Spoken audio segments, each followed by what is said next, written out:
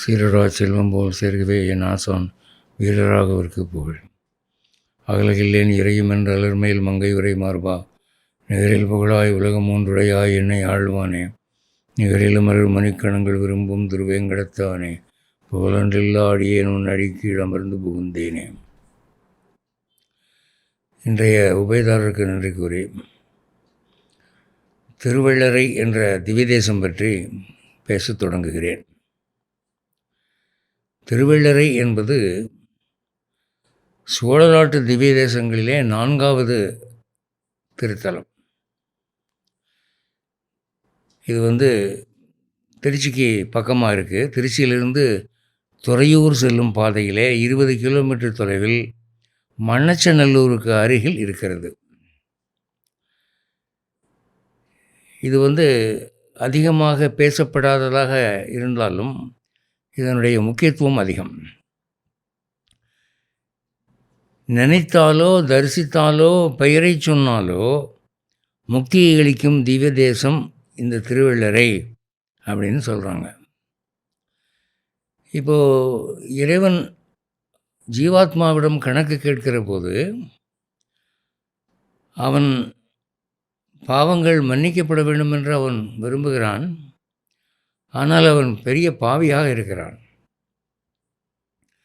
அப்போ பெருமாள் கேட்பாரான், என்ன புண்ணியம் பண்ணியிருக்கே சொல்லு அப்படின்னா, ஒரு லிஸ்ட்டில் எடுத்து பார்த்தா ஒன்றும் விட உருப்படியான காரியம் பண்ணலை. அப்போ கேட்பாரான், திருவள்ளரை கோயிலுக்கு போயிருக்கியா? இல்லை. திருவள்ளரை கோயில் கோபுரத்தை தூரத்தில் இருந்தாவது பார்த்துருக்கியா அப்படின்னா, ஆமாம் சாமி, நான் என் மச்சனை வீட்டு கல்யாணத்துக்கு போகிற போது மாட்டு வண்டியில் போனேன், தூரத்துலேருந்து இதுதான் திருவள்ளரை கோயில் கோபுரம்னு சொன்னாங்க அப்படின்னு சொல்லுவானா. அப்போ பெருமாள் சொல்வாரான், தூரத்துலேருந்து பார்த்துருக்கீல்ல, சரி போ, மோட்சத்துக்கு போகணும், பாவங்கள் மன்னிக்கப்பட்டன அப்படின்னு சொல்லுவாரான். இப்படி ஒரு ஐதீகம் அந்த கோவிலை பற்றி இருக்குங்க. இந்த மாதிரி மற்ற கோவில்களை பற்றி பேச்சு இல்லை. இது நினைத்தாலோ தரிசித்தாலோ பெயரை சொன்னாலோ முக்தியை தரும் திவ்யக்ஷேத்திரமா. இதுக்கு திருமகள் க்ஷேத்திரம், ஸ்வேதகிரி, நீலிகாவனம், வராகபுரி, உத்தமக்ஷேத்திரம், ஹிதக்ஷேத்திரம் அப்படியெல்லாம் புகழ் இருக்குது, பேர் இருக்குது. இதனுடைய வரலாறு என்னன்னு பார்த்தா, தென்னிந்தியாவிலேயே மிக பழைய கோயில் இதுதான் அப்படின்னு சொல்கிறாங்க. ஸ்ரீரங்கத்தை விட பழைய கோயிலாம். ராமர் காலத்துக்கு முந்தினது இது. இந்த கதை எப்படி ஆரம்பிக்குதுன்னா, ராமருடைய பாட்டனார் சிபி சக்கரவர்த்தி. அந்த சிபி சக்கரவர்த்தி ஒரு நாள் இப்போ கோயில் இருக்க அந்த இடத்துல அந்த பக்கம் வந்தபோது அங்கே ஒரு வெண்ணிற பன்றி காட்சி அளித்ததான். என்னடா அந்த பன்றி ரொம்பவும் நூதனமாக இருக்குன்னு அதை விரட்டிட்டு போனால் அது ஒரு புதருக்குள்ளே போய் ஒரு பொந்துக்குள்ளே நுழைஞ்சிக்கிச்சு. அப்போது என்னது என்று யோசிக்கிற போது அங்கே மார்க்கண்டேய மகரிஷி தவம் செய்வதை சிபி சக்கரவர்த்தி பார்த்தான். அவர்கிட்ட போய் இந்த விஷயத்தை சொன்னான். அவர் ஞான திருஷ்டியில் பார்த்து, அந்த வெள்ளை நிற பன்றி பெருமாள் தான், அந்த பொந்துக்குள்ளே மறைஞ்சிருக்கிறதுனால இந்த இடத்துல அவர் தனக்கு ஒரு கோவில் கட்ட வேண்டும் என்று ஆசைப்படுகிறார். ஆனால் இங்கே பெருமாள் ரொம்ப மகிமையாக இருக்க போகிறார். ஆகவே கோவில் கட்டுறதுக்கு முன்னால் இந்த இடத்த வேத மந்திரங்களாலே புனிதப்படுத்த வேண்டும். கோவில் கட்டி முடிந்த பிறகும் அது வேதமயமான சூழல் இருக்க வேண்டும். அதுக்கு என்ன செய்யணும் அப்படின்னு சொன்னால், நீ வட இந்தியாவுக்கு போய் அங்கே கங்கை மற்றும் யமுனை என்ற 2 நதிகளுக்கு இடையிலே 3700 வைணவர்கள் வாழ்ந்து கொண்டிருக்கிறார்கள். அவர்கள் வேத விற்பன்னர்கள். அவங்க இங்கே உட்காந்து மந்திரம் சொன்னால் அப்படியே புனிதத்துவம் இறங்கும். நீ போய் அவங்கள கூட்டிகிட்டு வா அப்படின்னு சொல்லி மார்க்கண்டேய மகரிஷி உத்தரவு கொடுக்குறார். அதே மாதிரி இவன் போய் கூட்டிகிட்டு வரான். கூட்டிகிட்டு வந்தால் அவங்களுக்கெல்லாம் ஒரு குடியிருப்பு வீடுகள் கொடுத்து ஏற்பாடு பண்ணால் அதில் ஒரு வைஷ்ணவர் இறந்து போகிறார். அப்போது இந்த 3700 பேரும் மந்திரம் சொன்னால் தானே புனிதத்துவம் வரும்னு சொன்னாங்க. ஒருத்தர் போயிட்டாரே என்று சொல்லி வருத்தப்பட்ட போது பெருமாள் என்ன பண்ணுறார், தான் ஒரு வைணவனாக ஒரு வேத விற்பனனாக மாறி என்னையும் கணக்கில் சேர்த்துக்குங்கோ அப்படின்னாராம்.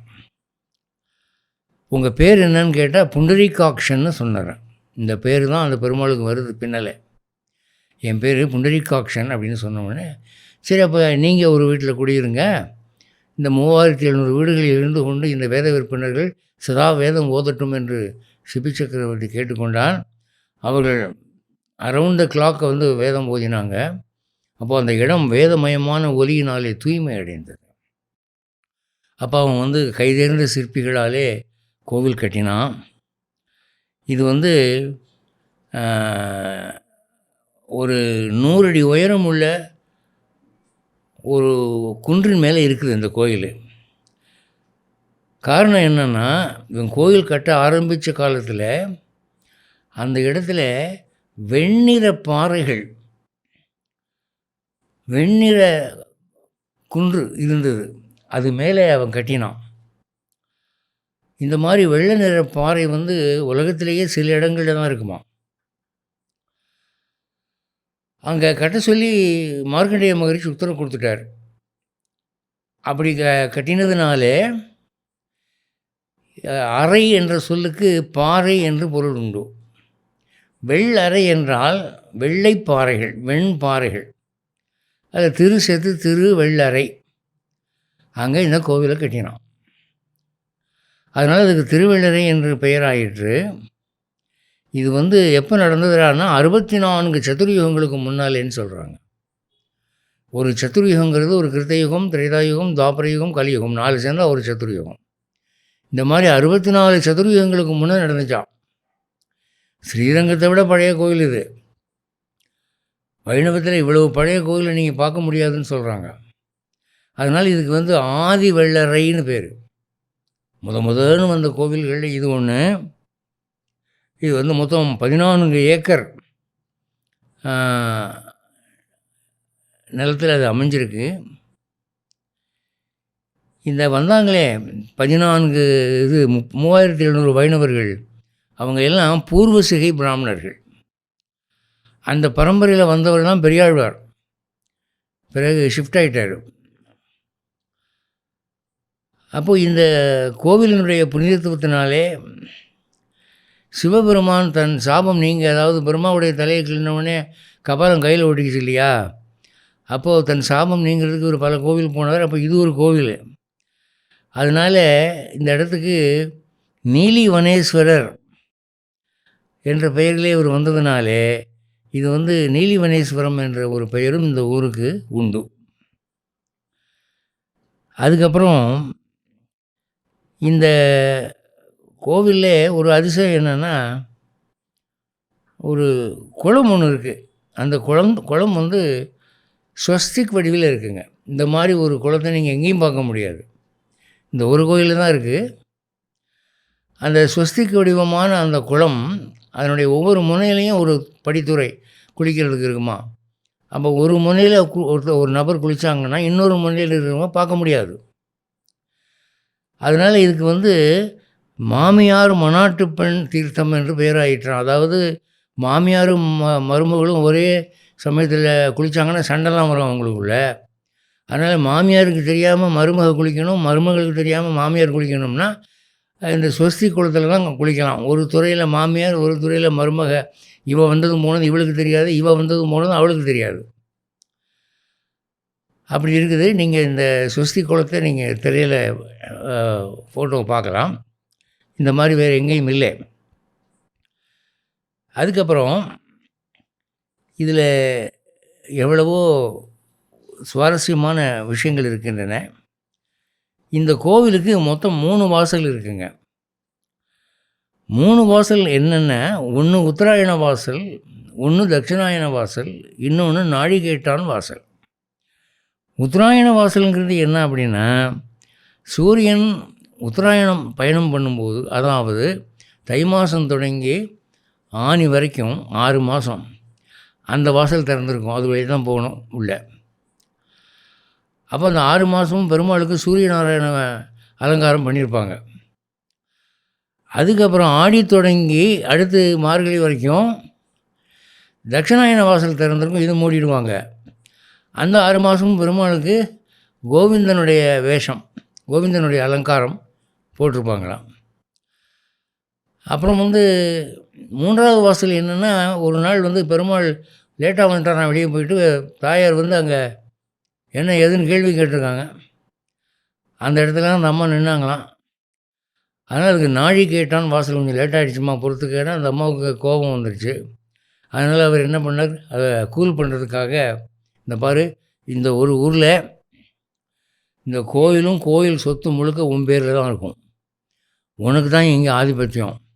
உற்சவ காலங்களில் நீ தான் முதல்ல போவ, நான் பின்னால் தான் வருவேன் என்று தாயாருக்கு ஏகப்பட்ட சலுகைகள் கொடுத்தாராம். அதனால் இந்த ஒரு ஊரில் தாயாருக்கு கையோங்கின ஒரு ஊர் அப்படின்னு ஒரு நம்பிக்கை உண்டு. சொத்து பூரா அந்த அம்மா பேரில் தான் இருக்குது டாக்குமெண்ட்ஸில்.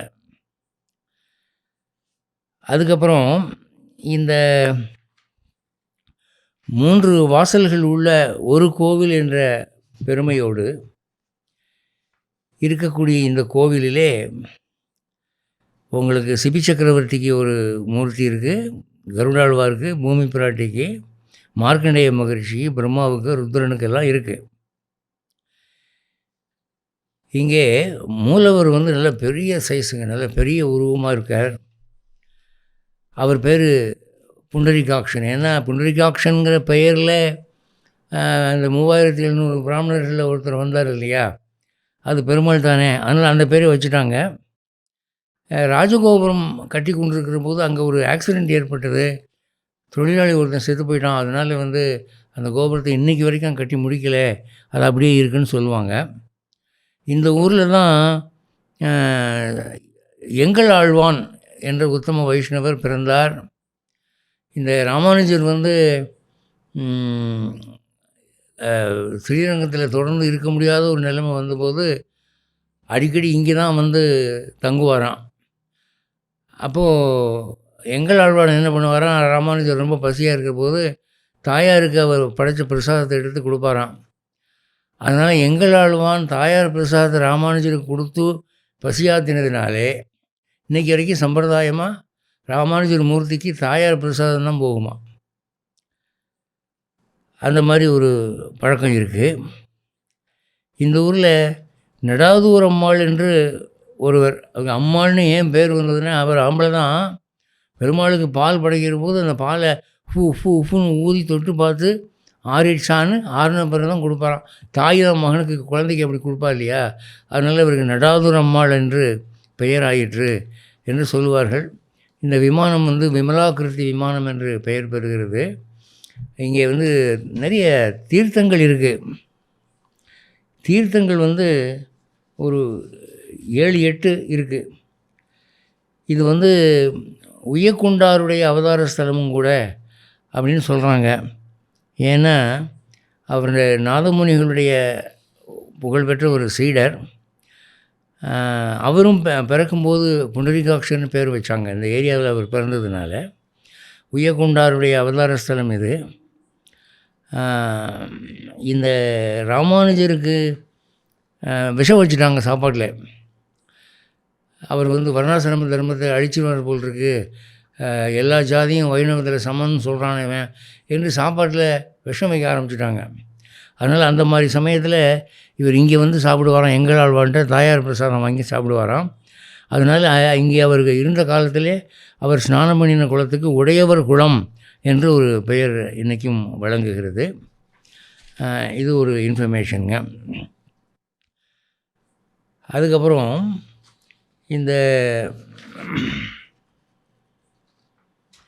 தீர்த்தங்கள் நிறைய இருக்குதுன்னு சொன்னேன் இல்லையா, அதுக்கு பேர் வராக தீர்த்தம், பத்ம தீர்த்தம், மணிகர்ணிகா தீர்த்தம், குச்சஸ்தி தீர்த்தம் அண்ட் கந்த புஷ்கரணி தீர்த்தம் என்று சொல்லப்படுகின்றன.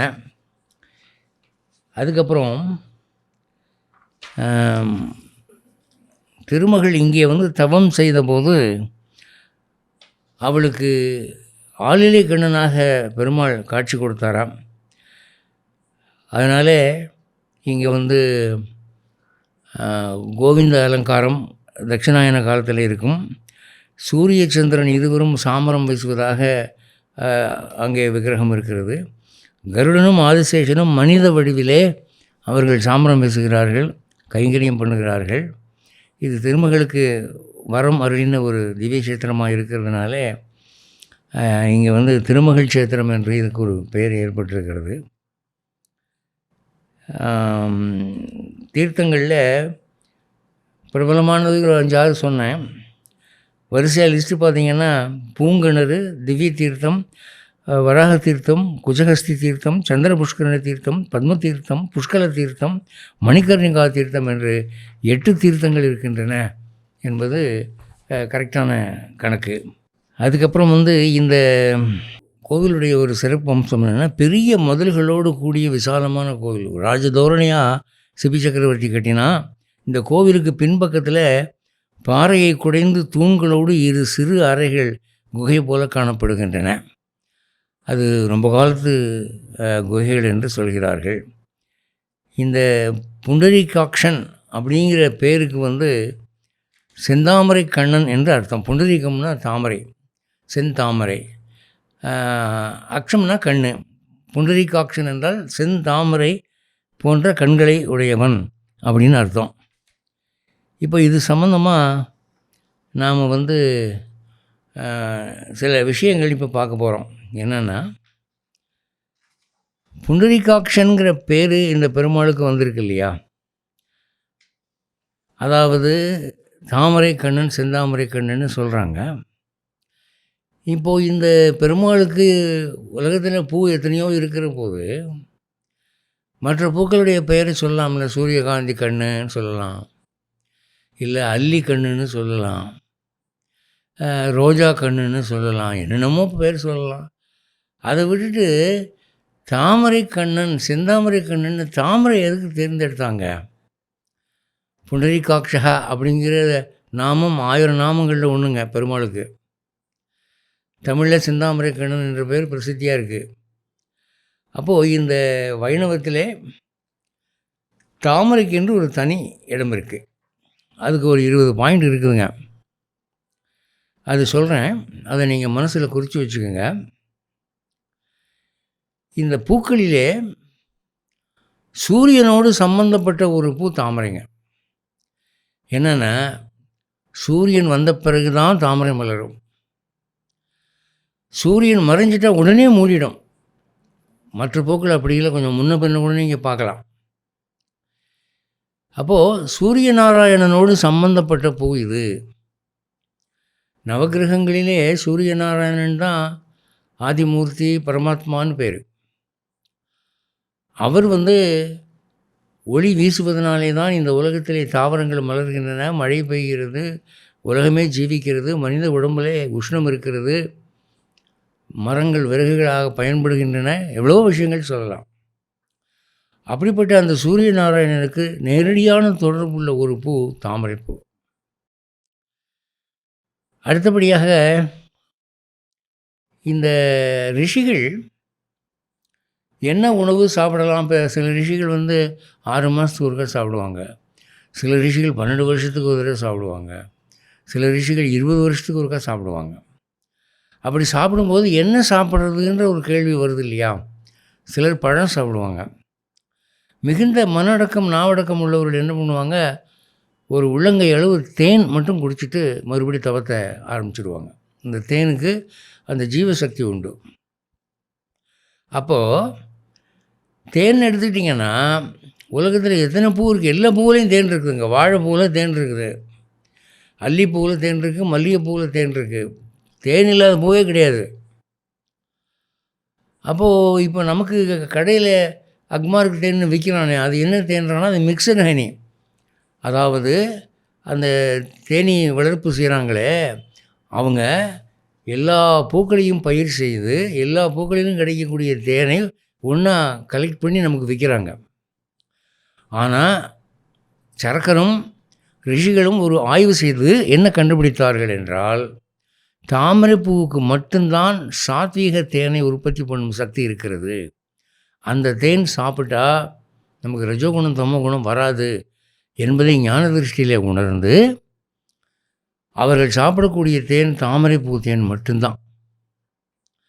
இது தாமரை பூவுக்கு ஒரு தனி சிறப்புங்க. தாமரை பூவை எதுக்காக தேர்ந்தெடுத்துருக்குறாங்கன்னு கேட்குறாங்களே, அதுக்கு சொன்னேன். சரி, இதயம் இருக்கிறது. நீங்கள் உபனிஷதங்களில் தகராகாச வித்தை, பரியங்க வித்தையெல்லாம் சொல்லப்பட்டிருக்கு. அதில் பகவான் இதயத்தில் இருக்கிறான் என்று சொல்லும்போது எப்படி சொல்கிறாங்கன்னா, இதயமானது ஒரு கவிழ்த்து வைக்கப்பட்ட தாமரை மொட்டு போல் இருக்கும் அப்படின்னு சொல்லியிருக்குங்க. அவங்க வேறு பூவை உதாரணம் காட்டலை. நீங்கள் இதயமானது இப்படி கவிழ்ந்துருக்கு இல்லையா, இதுக்கு இந்த மாதிரி தோற்றமுள்ள எத்தனையோ பொருள்கள் இந்த உலகத்தில் இருக்குல்ல, அதெல்லாம் விட்டுட்டு கவிழ்த்து வைக்கப்பட்ட தாமரை மொட்டு போல் இருக்கும் அப்படின்னு தாமரை தான் சொல்லியிருக்கிறாங்க. கவிஞர்கள் கூட கவி எழுதும்போது உள்ள தாமரை மலராதோ அப்படி தான் கவி எழுதுகிறான். உள்ளது தாமரையாக தான் சொல்கிறான். திருவள்ளுவர் என்ன சொல்கிறாரு? மலர்மிசை ஏகினான் மானடி சேர்ந்தார் நிலைமிசை நீடு வாழ்வார். அவர் மலர்மிசைன்னு எதை சொல்கிறாருன்னா இந்த தாமரையாகிய உள்ளம் அப்படின்றாரு. அப்போது ஹிருதயத்தை இதய கமலம் என்று தாமரையாகத்தான் சொல்லியிருக்கிறார்கள். அப்போது தாமரைக்கு தான் அந்த அந்தஸ்து கிடைச்சிருக்கு, தெய்வீகமானது.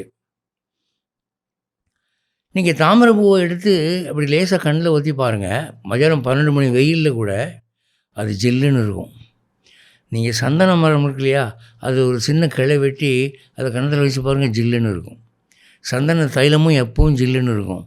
நெல்லிக்காய் தைலமும் எப்பவும் ஜில்லுன்னு இருக்கும். குளிர்ச்சியானது இதெல்லாம். இந்த தாமரை ஆனது எந்நேரம் ஒரு குளிர்ச்சி எமினேட் பண்ணிகிட்டு இருக்கும். அதனால் பகவான் நம்மை கருணையோடு பார்க்கிறான் என்பதற்கு அவன் குளிர்ந்த பார்வை பார்க்கிறான் இல்லையா, அதனால தாமரை கண்ணன் என்று சொன்னார்கள். அப்புறம் இந்த தாமரை பூவை முகர்ந்து பாருங்கள், வாசனை எப்படி இருக்குது அப்படின்னா அது சாத்வீகமான வாசனை. இப்போது குண்டுமல்லி இருக்குது, அந்த குண்டுமல்லியை மோந்து பாருங்கள், அந்த வாசனை ரொம்ப கம்முன்னு இருக்கும். ஆனால் அந்த வாசனையை தொடர்ந்து பிடிச்சிங்கன்னா அது ரஜோகுணமான எண்ணங்கள்லாம் தோன்றும். நீங்கள் சினிமாவில் பார்த்தீங்கன்னா கவர்ச்சியான கதாநாயகிக்கு மல்லிகைப்பூவை தான் வச்சு விடுவான். கல்யாணமாகி ஃபஸ்ட் நைட் அன்னைக்கு பார்த்தீங்கன்னா கட்டிலில் பூரா குண்டு மல்லிகை தான் தொங்கும். ஏன்னா அந்த குண்டு மல்லிகையினுடைய வாசனைக்கு அந்த ரஜோகுணத்தை தூண்டிவிடக்கூடிய ஒரு குணம் இருக்கிறது. ஆனால் தாமரை பூவினுடைய வாசனையானது சாத்விகமான வாசனை.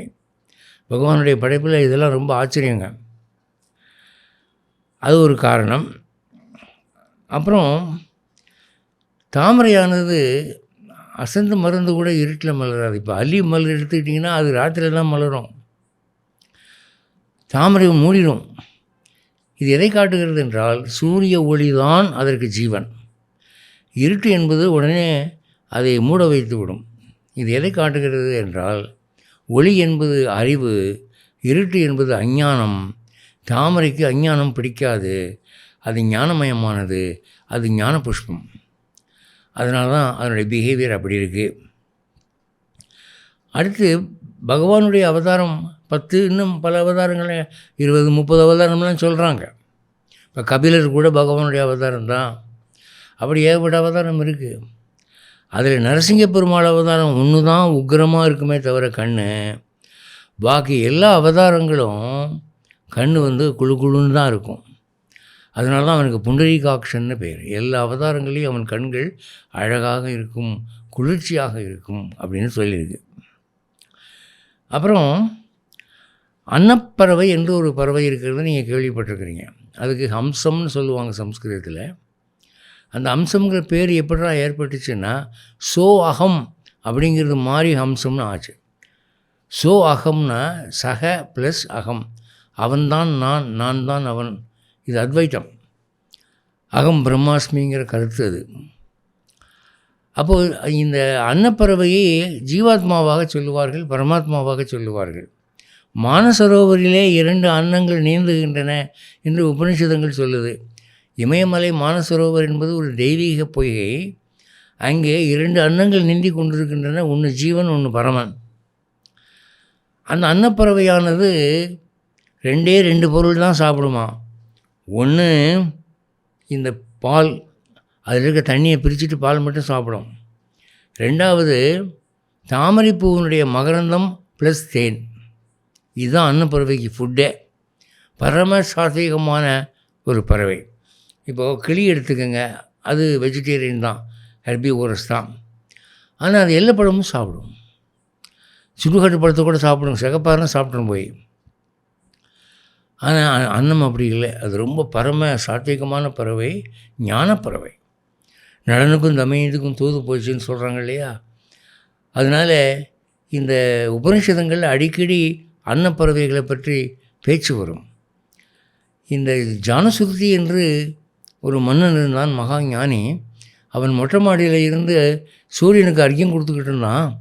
அப்போ 2 அன்னங்கள் பறந்து போயின. அப்போ ஒரு அண்ணன் சொல்லிச்சான், ஜானசுருதி தவம் பண்ணிக்கிட்டு இருக்கான், தியானம் பண்ணிகிட்டு இருக்கான், சத்தம் போடாமல் போகணும். அப்போ இன்னொரு அண்ணன் சொல்லிச்சான், ஆமாம் இவன் என்ன பெரிய ரைக்குவனா, ரைக்குவன் மாதிரி ஞானின்னா சொல்லு, இவன் சும்மா சாதாரண ராஜா தான் அப்படின்னு சொல்லிச்சான். அதை கேட்டுட்டு யாரா அந்த ரைக்குவன் இருந்திருக்கான் போல் இந்த ஊரில் இன்னும் விசாரித்து கண்டுபிடிச்சான் அப்படின்னு ஒரு உபநிஷத்தில் ஒரு கதை இருக்குது. அன்னங்களுக்கு ரிஷிகளோடு சம்பந்தம் உண்டு, ரிஷிகள் அன்னங்களாக மாறுவார்கள் அடிக்கடி என்று கதைகள் பார்க்குறோம். அந்த அன்னங்களுக்கு பிடிச்சது தாமரை தான்.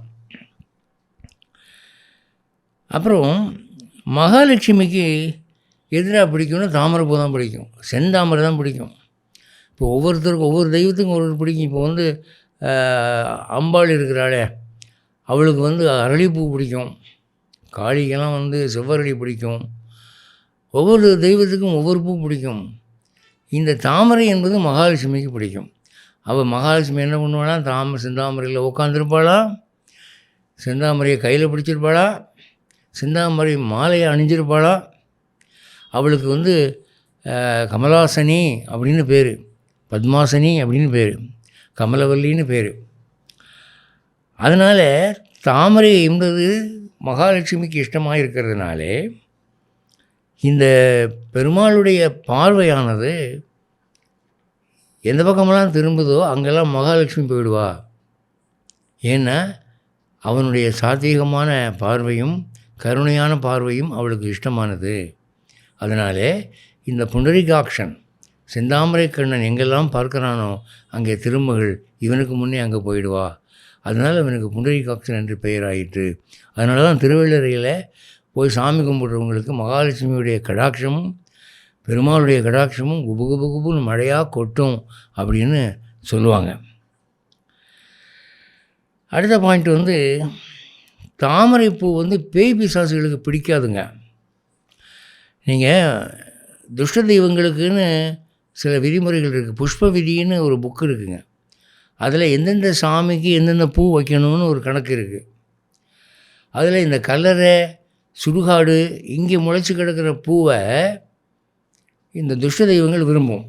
அந்த பூ தான் வேணும். நீங்கள் ஒரு பேயை கும்பிடணும்னு சொன்னால் நீங்கள் தாமரையை கொண்டு வச்சாங்கன்னா அது பேய் ஓடி போயிடும். இப்போ குட்டிச்சாத்தான் பூஜை பண்ணுறாங்கல்ல, குட்டிச்சாத்தானுக்கு தாமரை பூ வச்சுக்கினா ஓடி போயிடும். அது பிடிக்காது அது. ஏன்னா இது சாத்விகமான பூ, அது தமோகுணமான ஒரு பிரகிருதி. ஆக பேய் ஓட்டக்கூடிய சக்தி தாமரைக்கு இருக்கிறது. அதுபோல் பெருமாள் இப்படி பார்த்தான்னா பேய் பிசாசு எல்லாம் ஓடி போயிடும், வெளி சூன்யம்லாம்.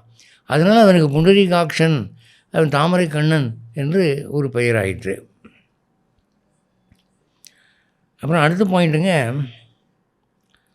இந்த ஜபமாலை இருக்கே, அதில் பலவிதமான ஜபமாலை இருக்குது. ருத்ராட்ச மாலை இருக்குது, பலவிதமான மாலைகள் இருக்குது. அதில் தாமரை விதையினாலே செய்யப்பட்ட மாலை இருக்குதுங்க. அந்த தாமரை விதையினாலே செய்யப்பட்ட மாலையை ஜபித்தால் மகாலட்சுமி சீக்கிரமாக சித்தியாவாள், அந்த மந்திரம் சீக்கிரம் பலிக்கும் என்று சொல்லியிருக்கு. அதனாலே இந்த இப்படிப்பட்ட ஒரு பூ பெருமாளையும் பிராட்டியும் உகக்க வைக்கும். அதனால் அவன் கண்ணுக்கு புண்டரீகாக்ஷன் என்று பெயராயிற்று. அடுத்து நீங்கள் ஆதி பெருமாளை பார்த்தீங்கன்னா, சிருஷ்டி காலத்துக்கு முன்னாலே அவன் பள்ளிகொண்ட பெருமாளாக இருக்கிறான். அவன் நாபியிலிருந்து ஒரு தாமரை தோன்றுகிறது. அதில் தான் பிரம்மா முதல்ல தோன்றுகிறான். அப்போது சிருஷ்டிக்கெல்லாம் நிலைக்களம், அடிப்படை பேஸ்மெண்ட் எதிரான தாமரை தான். தாமரையில் தான் அவன் சகல சிருஷ்டிகளையும் பண்ணுறான். அப்போது இந்த நாபியிலிருந்து தோன்றக்கூடிய பூ வேறு அரளிப்பூவாக இருக்கக்கூடாதா, அல்லிப்பூவாக இருக்கக்கூடாதா, ரோஜா பூவாக இருக்கக்கூடாதா? இது ஏன் தாமரையாக இருக்கணும் அப்படின்னு சொன்னால், தாமரைக்குள்ளே தான் சாத்விக சக்தி மட்டும் இல்லை, பார்க்கடலுடைய எசன்ஸே அதில் இருக்குது. அது சிருஷ்டி விருத்தி என்று சொல்லுகிறார்கள். அதனாலே அவனுக்கு இவன் பெருமாள் இப்படி கண்ணை திறந்து பார்த்தான்னா சகல மங்களங்களும் சிருஷ்டியாகுமா. அதான் கிருஷ்ணாவதாரத்தில் இவங்க ஒரு இடத்துல சும்மா அடிக்கடி பேய் தொந்தரவு வருதுரா அப்படின்னு இடத்த காலி பண்ணிவிட்டு நம்ம பிரஜபூமி வேறு இடத்துக்கு போவோம் அப்படின்னு போனபோது ஒரு காடு மாதிரி ஒரு இடத்த தேர்ந்தெடுத்தாங்க. சரி, இந்த இடத்துல பேய் வராதுன்னு நினைக்கிறேன், ஆனால் இப்போ பொட்ட காடாக இருக்குது, இங்கே எப்படி நம்ம வாழ்கிறது, பசுமாடுக்கெல்லாம் புல் கூட இல்லையே என்று நந்தகோபன் கவலைப்பட்டானான். அப்போ கிருஷ்ணன் சொன்னான், அந்த கவலை உங்களுக்கு வேணாம் பாருங்கன்னு. அப்படி கண்ணால் ஒரு பார்வை பார்த்தானா, பார்த்தா தோன்றிய பொருட்களால் நிரம்பி சகல புஷ்பங்களும் மலர்ந்து ஒரே ஜிலி ஜிலி ஜிலின்னு பசுமையான ஒரு இடமாகி போச்சு. அது ஒரு பார்வை தான் பார்த்தான். அப்போ எப்படி ஆரம்பத்தில் சிருஷ்டிக்க வேண்டும் என்று நினைத்த போது ஒரு சங்கல்ப மாத்திரத்திலே தாமரை தோன்றியது, அதிலிருந்து பிரம்மா தோன்றினான். அந்த பிரம்மாவிடமிருந்து சகல சிருஷ்டிகளும் வந்தனவோ, அங்கே விருஜபூமியிலே கிருஷ்ணன் ஒரு பார்வையாலே அனைத்தையும் சிருஷ்டித்தான். இப்படி கண் பார்வையினாலே சிருஷ்டிப்பதனாலே ஆதி தாமரையை அது நினைவுறுத்துகிறது அல்லவா, அதனால அவனுக்கு புண்டரீகாட்சன் என்று பெயராயிற்று. அப்புறம் தாமரையில் சகசர தள தாமரைன்னு ஒன்று இருக்குது. 1000 இதழ் கொண்ட தாமரை. மற்ற பூவிலெல்லாம் கிடையாதுங்க. மற்ற பூ எல்லாம் ஒரே டைப்பு தான். 6 இதழ் இருக்கும்னா 6 இதழ் தான் எல்லா பூவும். தாமரையில் அப்படி இல்லை. 6 இதழ் உள்ள தாமரை இருக்குது, 11 இதழ் உள்ள தாமரை இருக்குது, 26 இதழ் உள்ள தாமரை இருக்குது, 1000 இதழ் உள்ள தாமரையும் இருக்குது. அந்த 1000 இதழ் கொண்ட தாமரையினால் 100 அஸ்வமேத யாகம் பண்ணினா தான் ஒரு இந்திரன் பிரம்மாவாகிறான் அப்படின்னு சொல்லியிருக்கு வேதம். இந்த 1000 இதழ் கொண்ட தாமரையானது எதை குறிக்கும் அப்படின்னா, பகவானுடைய கண்களிலிருந்து ஆயிரக்கணக்கான கதிர்வீச்சுகள் புறப்படுகின்றன. அவை ஏக காலத்திலே சத்துர்சம்ஹாரமும் சிருஷ்ட பரிபாலனமும் செய்யக்கூடியவை. அவன் கண் பார்வைக்கு அவ்வளோ சக்தி இருக்குது. ஒரு பார்வையிலே அவன் அனைத்தையும் சாதித்து விடுவான். மகாபாரத யுத்தம் ஆரம்பிக்கிற போது கிருஷ்ணன் அர்ஜுனனை பார்த்து, கிருஷ்ணா, அர்ஜுனா இங்கே பாடுறா, இதெல்லாம் உங்கள் தாத்தா, இது உங்கள் மாமா, இது உங்கள் சித்தப்பா, பெரிய படா அப்படின்னு ஒரு தடவை காமிச்சாங்களே. அப்படி சுட்டு விரலாலே காமிச்சு கண்களாலே பார்த்த போதே அவங்களுடைய ஜெயலட்சுமியை பூரா பிடிங்கிட்டான் அவன். அவங்க வெற்றி வாய்ப்பெல்லாம் போச்சு. அதுலேயே எல்லாம் முதுகு பிடிச்ச போல ஆகிட்டானுங்க. அதனால் யுத்தத்தின் முடிவில் அவங்க எல்லாம் ஒன்றும் இல்லாமல் போயிட்டாங்க. அந்த பார்வைக்கு அப்படி ஒரு சக்தி உண்டு. அதனால் சகசர தேட தாமரையும் சகசர திருஷ்டி கண்ணும் ஒன்று என்பதனாலே புண்டரீகாட்சன் என்று அவனுக்கு பெயர். அடுத்து அவனுடைய திருவடிகளை பற்றி சொல்லும்போது கமலப்பாதம் அப்படிம்பாங்க. திருப்பாணாழ்வார் கூட கமலப்பாதம்னு தான் பாடுறாரு. அப்போது அது ஏன் அப்படி பாடுறாங்க அப்படின்னா, பூக்களிலே முள் உள்ள பூ, முள் இல்லாத பூன்னு. இப்போ ரோஜா எடுத்துக்கிட்டிங்கன்னா முள் இருக்குது, கண்டங்கதிரி பூவில் முள் இருக்குது, பல பூக்களில் அந்த செடியினுடைய தண்டுலையாவது முள் இருக்கும். தாமரை எடுத்துக்கிட்டிங்கன்னா ஒரு குழந்தை கூட போய் பிடுங்கலாம், கைக்கு ஒன்றும் காயமாகாது. அதுபோல் பகவானுடைய திருவடிகள் மென்மையும் செந்நிறமும் கொண்டவை. அந்த பாதங்களை யாரும் போய் கைப்பிடிக்கலாம், கட்டிப்பிடிக்கலாம். அது நன்மை தான் விளையும், தீமை விளையாது. எனவே கமலப்பாதம் என்று சொல்லப்பட்டது முள்ளிலா மலர் தாமரை. அப்புறம் குபேரனுடைய செல்வ நிதிகளை சொல்லும்போது சங்கநிதி, பத்மநிதின்னு சொல்லுவாங்க. நவநிதிகள் உண்டு. அதில் ரொம்ப ஹையஸ்ட்டு எதிரான பத்மநிதி. பத்மம் என்பது ஒரு எண்ணிக்கையை குறிக்கும். ஒரு எல்லையில்லாத எண்ணிக்கையை பத்மம் என்ற சொல்லினாலே குறிப்பார்கள். அது ஏன் அப்படி பண்ணினாங்க அப்படின்னா, பத்மம் என்ற தாமரையானது திருமகளுடைய வாசஸ்தலம். அவள் மனம் வைத்தால் அந்த தாமரை கண்ணாலே அவள் பார்த்தாள் என்றால் அளவில்லாத செல்வம் வரும். குபேரன் செல்வந்தனானது இந்த தாமரை கண்ணியினாலே தான். அதனாலே இந்த பத்மநிதி என்று மிகப்பெரிய செல்வத்துக்கு பெயர் வைத்தார்கள். அதனால தான் பகவான் வந்து ஒரு கடைக்கண் பாரியா போதும், நீ கண்ணு முழுக்க திறந்து பார்க்க வேணாம், லேசாக ஒரு பார்வை பார்த்தா போதும், என் வறுமையெல்லாம் ஓடிடுமே என்று சொல்லி கேட்பார்கள். அப்புறம் கோவில்களில் பார்த்திங்கன்னா, இந்த விக்கிரகம் நின்ற திருக்கோலமாக இருந்தால் அது பாதம் எங்கே நிற்கும்னா ஒரு தாமரை மேலே நிற்கும். வீட்டிலிருந்து திருக்கோலமாக இருந்தால் ஒரு தாமரையில் தான் அந்த தெய்வம் உட்காந்துருக்கும். மகாலட்சுமி அப்படி தான், பெருமாளும் அப்படி தான். அப்புறம் மேலே சீலிங்கில் பார்த்திங்கன்னா கோவிலில் தாமரை போன்ற வடிவிலே அவங்க டிசைன்ஸ் அமைச்சிருப்பாங்க கருங்கல்ல. ஏன்னா தாமரையுடைய தெய்வீகத்தன்மையானது கோவிலில் மங்களத்தை பெருக வைக்கும். அதனால தான் அதை பார்க்குறோம் நம்ம. அதில் இன்னொரு விஷயம் என்னென்னா, தாமரையானது நல்லது தருமே தவிர கெட்டது தராது. சாதாரணமாக கண்களுக்கு ஒரு சக்தி இருக்குதுங்க, இந்த திருஷ்டி தோஷம்னு ஒன்று சொல்லுவாங்க. நம்ம வந்து வயிறறிஞ்சு ஒருத்தனுடைய பணக்காரனை பார்த்தான்னா அவன் பணமெல்லாம் போயிடும். ஆனால் இந்த தாமரை கண்களுக்கு திருஷ்டி தோஷமே கிடையாது. பகவான் பார்த்தான் அதனால் ஒருத்தன் அழிஞ்சான்னு இருக்காது. ஏன்னா இவன் மலர்ந்த கண்ணோடு நிறைந்த உள்ளத்தோடு அவனை ஆசீர்வதிக்க வேண்டும் என்று பார்க்கிறான். அதனால் கோவில்களில் பார்த்திங்கன்னா விருத்திக்கு அடையாளமாக தாமரை செதுக்கப்பட்டிருக்கும். அதனால் புண்டரீகாக்ஷன் என்று பெயராயிற்று. அப்புறம் ரேகை சாஸ்திரத்தில் பத்மரேகைன்னு ஒன்று இருக்குது. கையில் உள்ளங்கையில் இருக்கும், காலில் இருக்கும். அந்த தாமரை போன்ற அந்த ரேகை இருக்கிறவன் நிச்சயமாக கோடீஸ்வரனாக இருப்பான், அவன் ராஜாவாயிடுவான் அப்படின்னு. கிருஷ்ணாவதாரத்தில் கண்ணன் மணல் பாங்கான இடத்துல கால் பதித்து ஓடி விளையாடும்போது அவன் காலில் இருந்த தாமரை ரேகை மண்ணிலே பதிந்திருந்தது என்று பாகவதத்தில் பார்க்குறோம். அப்போது தாமரை என்பது ஒரு ரேகையாக இருந்தால், பத்ம ரேகையாக இருந்தால் அவன் புதையல் எடுப்பான்னு சொல்லியிருக்கேன். நீங்கள் தெலுங்கு படங்களில் விட்லாச்சாரியார்னு ஒரு டைரக்டர் இருக்கார். அவர் பேய் பிசாசு படமாக எடுப்பார். அவர் படத்தில் வந்தீங்கன்னா ஒரு பெரும் புயலை ஒரு புதையலை யாராக எடுப்பான்னா, எவன் கையில் பத்மரேகை இருக்கிறதோ அவன் கைக்கு தான் அந்த புதையல் ஆகப்படும் அப்படின்னு கதை எழுதுவார். அந்த பத்மரேகைக்கு அப்படி ஒரு சக்தி இருக்குது. சாரீரக சாஸ்திரத்தில் அப்படி போட்டிருக்கு ஸ்லோகத்தில். அதனால் புண்டரீகாக்ஷனுங்கிற பேராச்சு. அடுத்தப்பா கடைசி பாயிண்ட் என்னென்னா, இந்த தாமரையானது மலராமல் மொட்டாக இருக்கிற போது பார்க்குறதுக்கு அழகாக இருக்கும். அது மலர்ந்துச்சுன்னா அப்போவும் பார்க்குறதுக்கு அழகாக இருக்கும். அப்போது மொட்டாக இருந்தாலும் அழகாக இருக்கும், மலர்ந்தாலும் அழகாக இருக்கும் தாமரை. அதுபோல் பெருமாள் வந்து ரங்கநாத பெருமாளாக பள்ளி கொண்டு கண்களை அப்படி மூடி இருந்தாருன்னா அப்போவும் அந்த கண் பார்க்குறதுக்கு அழகாக இருக்கும். அப்படி திறந்தாருன்னா அப்போவும் பார்க்க அழகாக இருக்கும். கண் மூடினாலும் அழகாக இருக்கும், கண் திறந்தாலும் அழகாக இருக்கும். இந்த குணம் தாமரைக்கு உண்டு. தாமரை மொட்டாக இருந்தாலும் அழகாக இருக்கும், மலர்ந்தாலும் அழகாக இருக்கும். இந்த அழகை பார்த்துட்டு தான் நம்ம பிள்ளை உறங்காவலிதாசர் வந்து மனம் மாறி பொன்னாச்சியார் மேல் இருந்த மோகத்தை விட்டு பெருமாள் பக்கம் தன்னுடைய கவனத்தை திருப்பினார் அப்படின்னு நாம் வந்து சாஸ்திரங்களில் பார்க்குறோம். இந்த பிள்ளை உறங்காவலிதாசர் வந்து பொன்னாச்சியாருக்கு கொடை பிடிச்சிக்கிட்டு ரோட்டில் போய்கிட்டு இருந்தாராம். டிராஃபிக்கே ஸ்டாப் ஆகி போச்சு.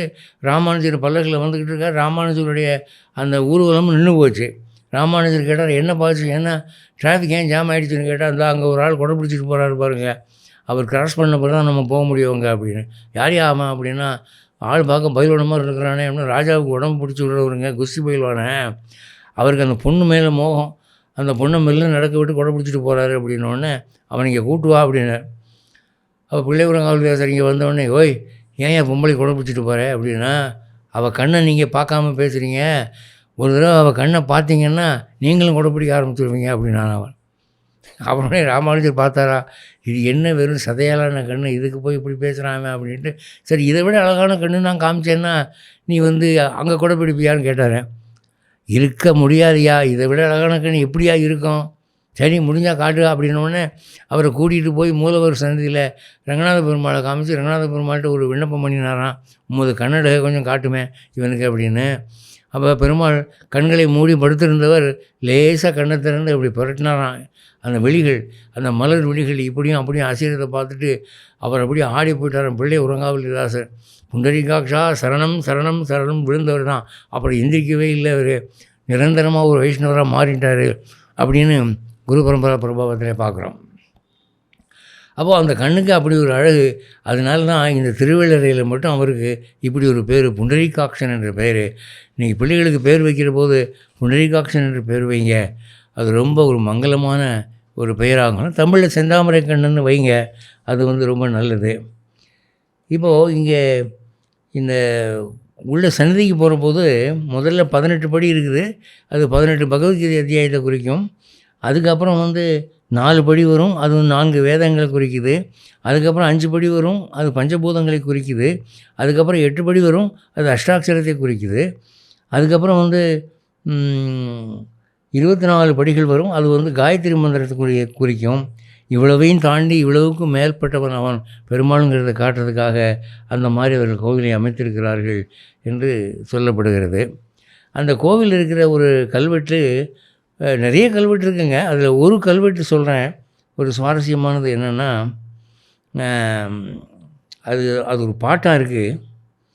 வெறியார் தவளத் துடைசெய மாறன் வெகுண்டது ஒன்றும் அறியாத செம்பியன் காவேரி நாட்டில் ரமியத்து பறியாத தூணிலை கண்ணன் செல்பட்டின பாலை கன்று நெறியால் விருந்தூன் 16 அங்கு நின்றானே அப்படின்றதுக்கு அர்த்தம் என்னென்னா, சுந்தரபாண்டியன் சோழ நாட்டை ஜெயித்தான், கைப்பற்றினான்.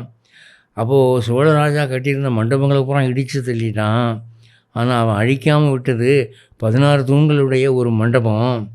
அது என்ன அப்படின்னா, கரிகால் சோழனை பாடியமைக்காக பட்டினப்பாலை பாடிய ருத்ரங்கநாதருக்கு அவர் பரிசளித்தது அந்த மண்டபம். அதை இடிக்க வேணான்னு சொல்லிட்டான் அப்படின்னு ஒரு கல்வெட்டு இந்த கோயிலில் காணப்படுதுங்க. அந்த கோயில் இருக்கிற கல்வெட்டுலாம் நீங்கள் ஒழுங்காக படிச்சிங்கன்னா நிறைய நமக்கு சரித்திர உண்மைகள்லாம் தெரியுது. இந்த திருவள்ளரையை மக்கள் யாரும் போய் அதிகமாக பார்க்குற மாதிரி தெரியல. ஏன்னா திருச்சி பக்கம் போயிட்டாங்கன்னா எல்லாருமே ஸ்ரீரங்கத்துக்கு போயிடுறாங்க. ஸ்ரீரங்கம் கோயில் தான் அவங்களுக்கு முக்கியமாக படுது. அதை விட பெரிய கோயில் இது, அதை விட பழைய கோயில் இது. இது ராமானுஜர் மங்களாசாசனம் பண்ணியிருக்கார். உய்யக்குண்டார் அவதாரஸ்தலம், எங்களாழ்வான் அவதாரஸ்தலம். அடுத்தாப்புல வேதாந்த தேசிகர் மங்களாசாசனம் பண்ணியிருக்கார். இப்படி பெரிய பெரிய மகான்கள்லாம் இதை ஸ்தோத்திரம் பண்ணி பாடியிருக்கிறாங்க.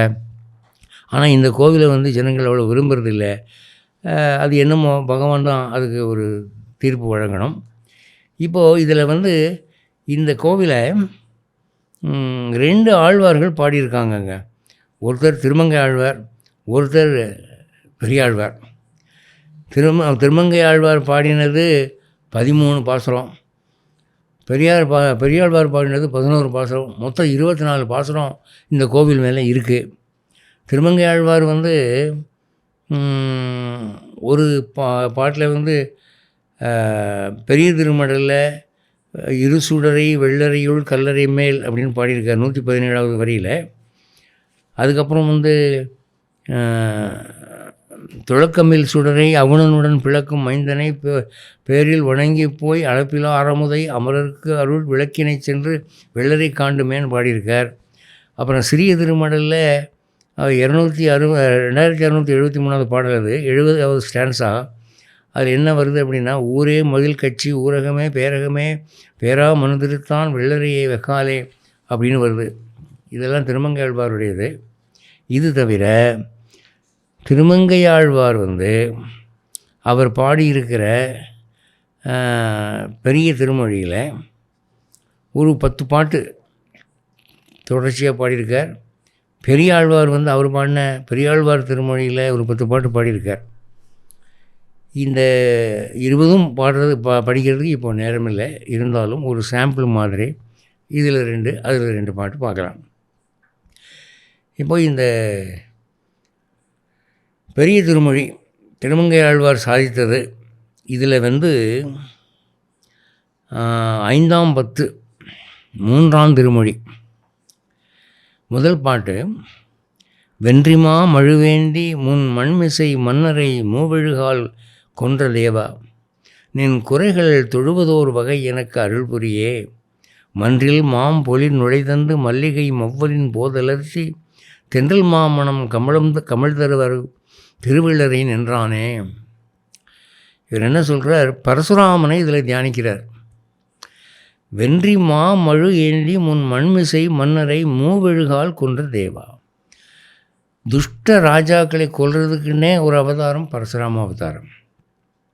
இப்போ இன்றைக்கி சமுதாயத்தில் ஆட்சியாளர்கள் ரொம்ப தவறு பண்ணுறாங்கன்னு நம்ம வருத்தப்படுறோம். நமக்கு நல்ல ஆட்சி அமையணும்னா பரசுராமனை தியானிக்கணும். பரசுராமனை நோக்கி சகஸ்ரநாமம் தொடர்ந்து படிச்சுக்கிட்டோம்னா குடிமக்கள் நிச்சயமாக தீய ஆட்சியாளர்கள் ஒழிந்து நல்ல ஆட்சியாளர்கள் நமக்கு கிடைப்பார்கள். வென்றி மழு ஏந்தி, மழுனா பரசு. அந்த கோடலி எப்படிப்பட்ட கோடலின்னா, அவர் கையில் வச்சுக்கிட்டு வெட்டுன்னு வெட்டுறதில்ல, அப்படி வீசி எறிவார் வளரி மாதிரி. அது போய் அத்தனை பேரையும் சம்ஹாரம் பண்ணிட்டு வந்துடும். அது சிவபெருமான் கொடுத்தது, அது அமானுஷமானது. அதை வச்சு மண்மிசை மன்னரை மூவெழுகால் கொன்றாய். 21 தலைமுறை ராஜாக்களை கொண்டார்.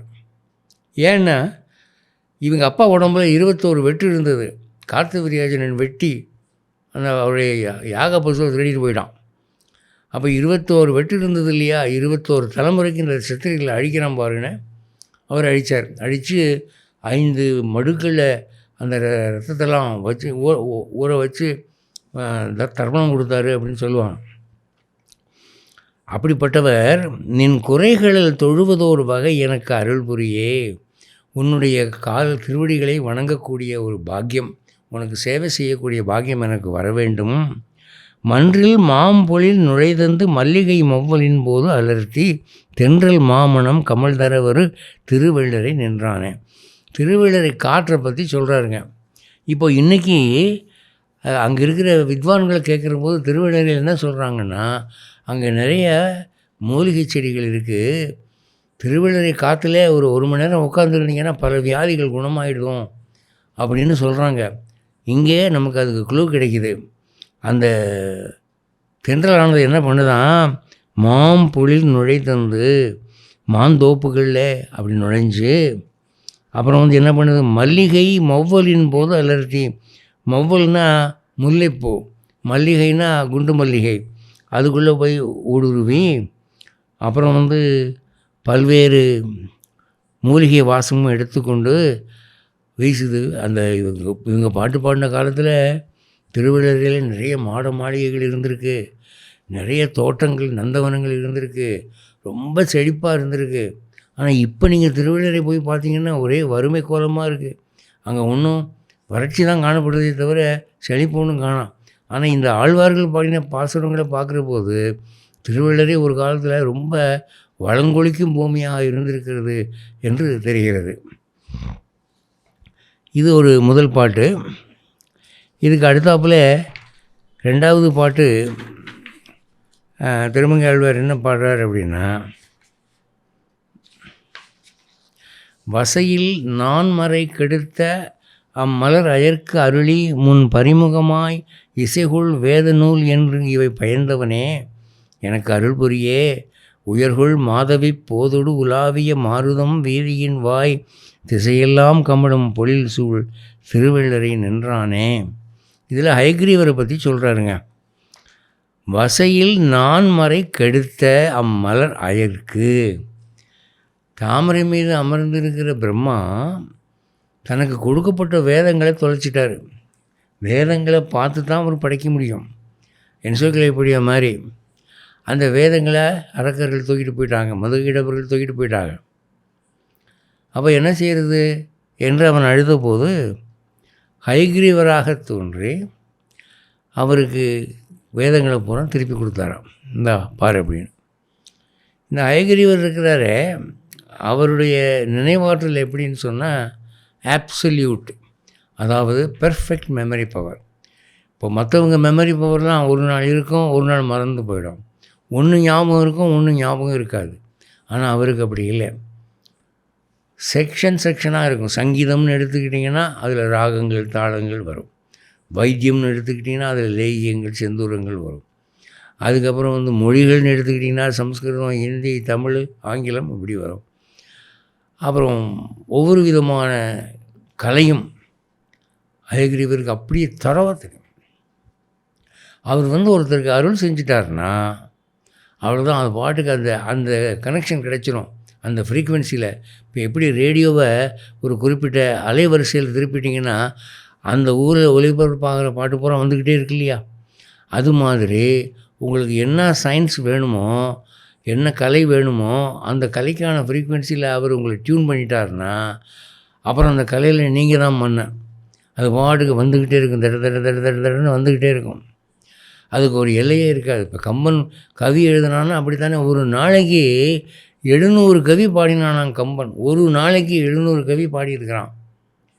அந்த 700 கவியும் எப்படிப்பட்ட கவி? ரொம்ப ஸ்காலர்லியாக இருந்தது. எப்படி வந்தது? பெருமாளுடைய அருளாலே வந்தது. அதுபோல் இங்கே ஹயக்ரீவர் பிரம்மாவுக்கு அந்த அறிவை கொடுத்துட்டான். வேதங்கள்லாம் நடுடா பிடிடான்னு சொல்லி கொடுத்த போது, அப்போது நம்ம ஹயக்ரீவருக்கு இணையான ஒரு அறிவு தெய்வத்தை பார்க்க முடியாது. இப்போ உலகத்தில் பிரபலமாக எல்லோரும் சரஸ்வதி தானே சொல்கிறாங்க. கலைக்கு சரஸ்வதி பூஜைன்னு சொல்கிறாங்க. அந்த சரஸ்வதிக்கு குருவே யாருடான்னா ஹயக்ரீவர் தான். சரஸ்வதியுடைய கணவன் பிரம்மாவுக்கு குரு ஹயக்ரீவர். கணவனுக்கு ஒருத்தர் குருன்னா மனைவிக்கும் அவர் தானே குரு. சகல கலைகளும் வரும்.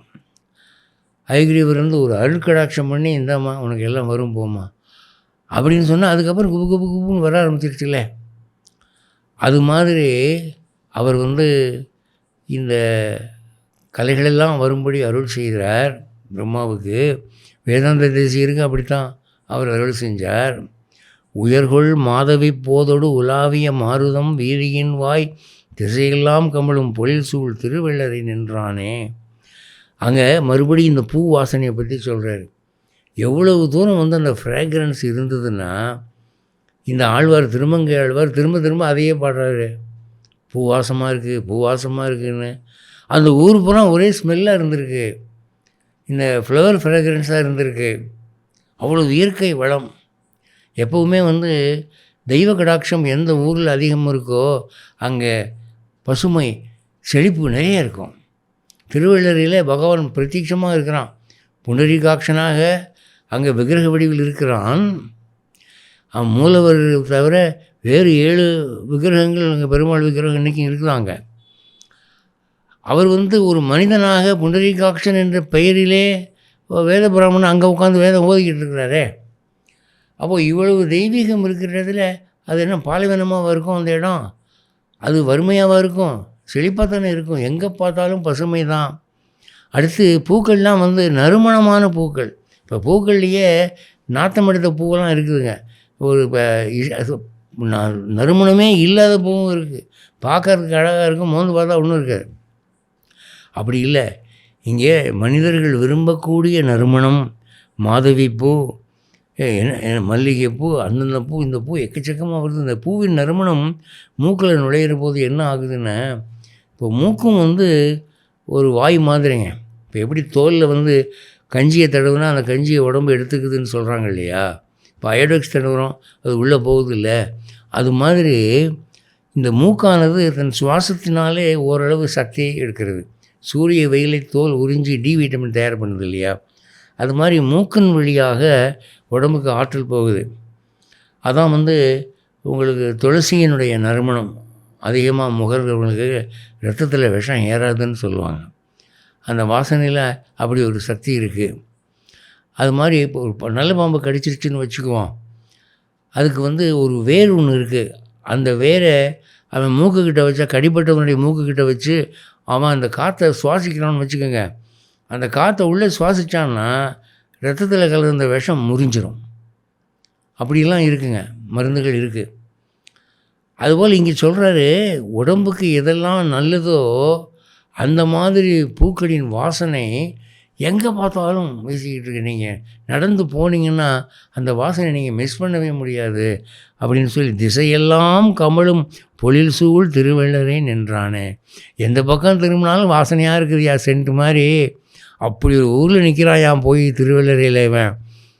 இவன் அதிர்ஷ்டசாலியா நம்ம அதிர்ஷ்டசாலியா நீங்களே சொல்லுங்கள் அப்படின்னு கேட்குறாருங்க. அவர் வந்து it was so much touching to Thirumangai Alvar. ஒரு உதாரணத்துக்கு ஒரு 2 பாசுரம் அவருடைய பாசுரம் படிச்சுட்டேன். இப்போ அடுத்தாப்புல பெரியாழ்வாருடைய பாசுரங்கள்லேருந்து ஒரு 2 பார்ப்போம்.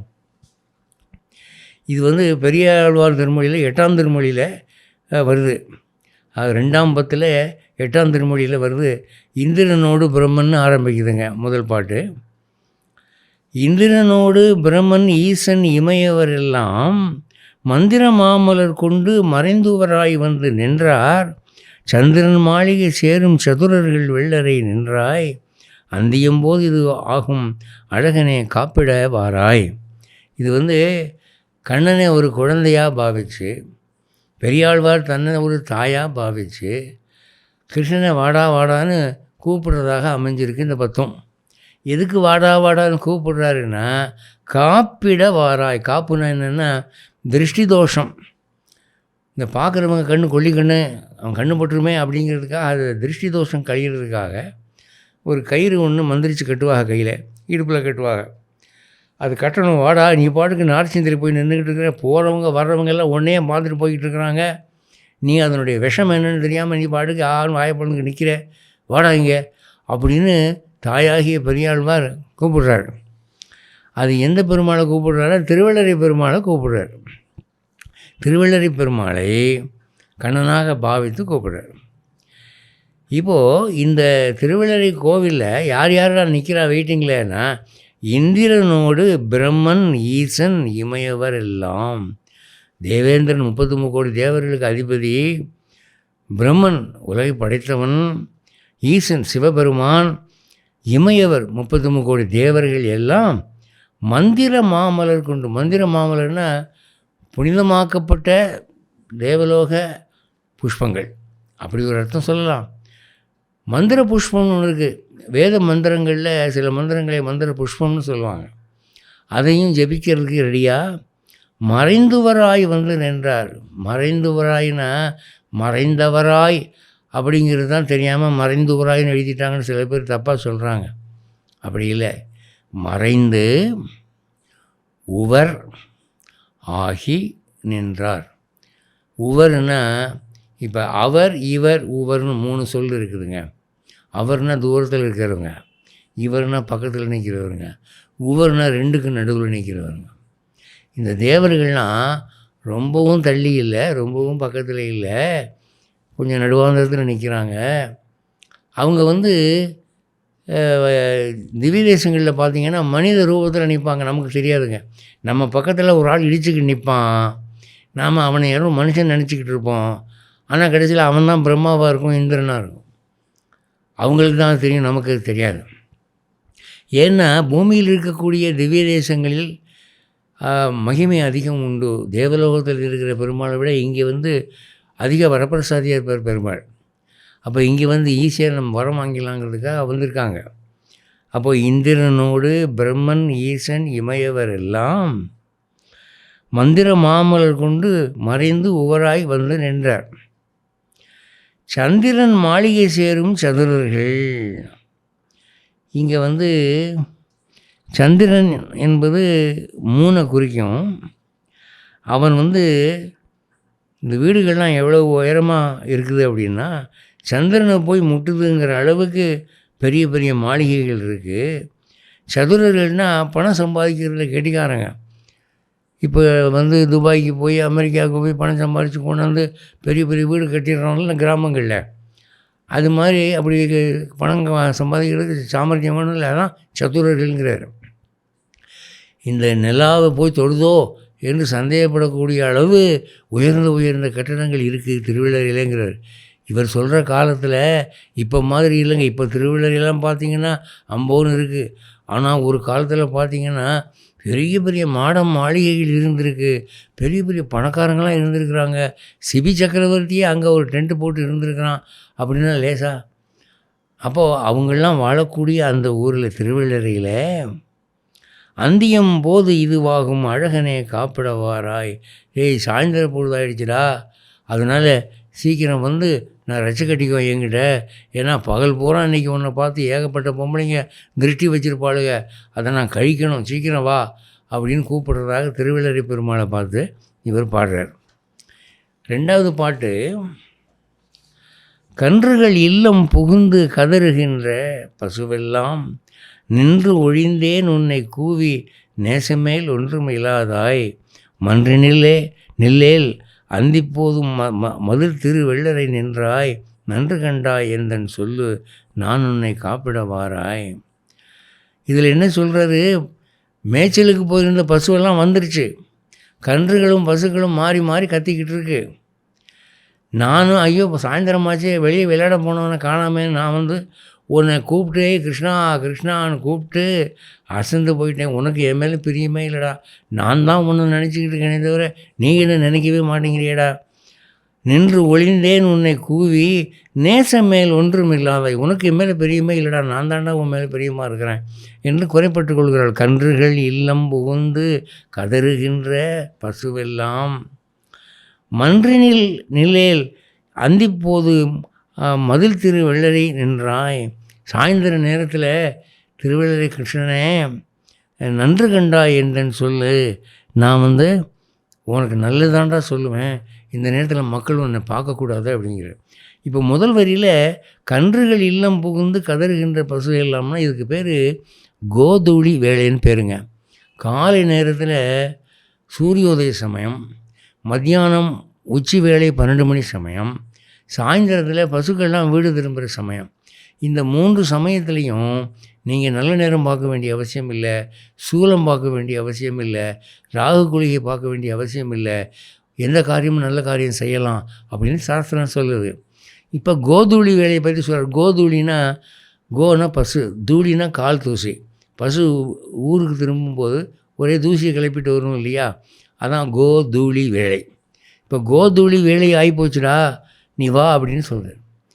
இப்போது இந்த மாலை பொழுதிலே கண்ணனை அழைத்து அவனுக்கு திருஷ்டி தோஷம் நீக்க வேண்டும் என்று தாயாகிய பெரியாழ்வார் பதறுகிறார். அதுக்கு திருவள்ளரை பெருமாளை கண்ணனாக பார்க்கிறார் என்று இந்த பாடல் அமைஞ்சிருக்கு. இதில் என்ன செய்தின்னா, புண்டரீகாட்சனுடைய கண்ணு நல்லது தான் செய்யும், கெட்டது செய்யாது. அவன் கண்ணு எப்போவுமே திருஷ்டிப்படாது. ஆனால் மற்றவங்க கண்ணு அவன் மேலே திருஷ்டிப்படும் இல்லையா. அதனால் இந்த புண்டரீகாட்சன் என்ற பெயர் இங்கே மறைமுகமாக சொல்லப்படுகிறது. இந்த ஊரில் இருக்கிறவங்க கண்ணெல்லாம் கெட்ட கண்ணுப்பா, திருஷ்டி தோஷம் நீக்கணும், நீ வா, நீ புண்டரீகாட்சன், நீ பார்த்தா நல்லது நடக்கும், இவங்க பார்த்தா கெட்டது தான் நடக்கும், வாடா என்று அழைப்பதாக இது அமைந்திருக்கிறது. இதே மாதிரி மீதி 8 பாட்டு இதில் இருக்குது, அதில் மீதி 8 பாட்டு இருக்குது. மொத்தம் 24 பாசுரங்கள் இந்த 2 ஆழ்வார்களும் சாதித்திருக்கிறார்கள். இது வந்து இந்த திருவள்ளரை என்பது இன்றைய மக்களால் மிகவும் புறக்கணிக்கப்பட்ட ஒரு க்ஷேத்திரமாக இருக்கிறது. என்னென்னா, திருச்சின்னு சொன்னாலே உடனே ஸ்ரீரங்கத்தை தான் நினைக்கிறாங்க. ஸ்ரீரங்கத்துக்கு ரங்கநாத பெருமாள், அவ்வளோதான். பெருமாள்னால் அது ஒன்று தான். ஆனால் ராமானுஜருக்கு இந்த க்ஷேத்திரம் ரொம்ப பிரியமான க்ஷேத்திரமாக இருந்திருக்கு. மணவாள மாமுனிகள், வேதாந்த தேசிகர், ராமானுஜர், உய்யக்கொண்டார், எங்களாழ்வான், இவங்க எல்லோரும் ரொம்ப பிரியமாக வாழ்ந்துருந்துருக்கிறாங்க இந்த கோவிலில். அதனால் இனிமேல் திருச்சிக்கு முன்னாலேயே இறங்கி நீங்கள் இதை சேவிக்கணும். உத்தமர் கோயில் வழியாகவும் கூட போகலாம். ஸ்ரீரங்கத்துக்கு போங்க வேணாங்களே. ஆனால் திருவள்ளையருடைய பெருமை என்ன அப்படிங்கிறத உணர்ந்துட்டிங்கன்னா, இந்த பாசுரங்களை முழுக்க படிச்சிங்கன்னா, பெருமாள் உங்களுக்கு அப்படியே வரத்தை வாரி கொட்டுறதுக்கு ரெடியாக இருக்கார். அதை ஏன் நீங்கள் மிஸ் பண்ணுறீங்க என்று கூறி விடைபெறுகிறேன். ஜெய் ஸ்ரீமன் நாராயண்.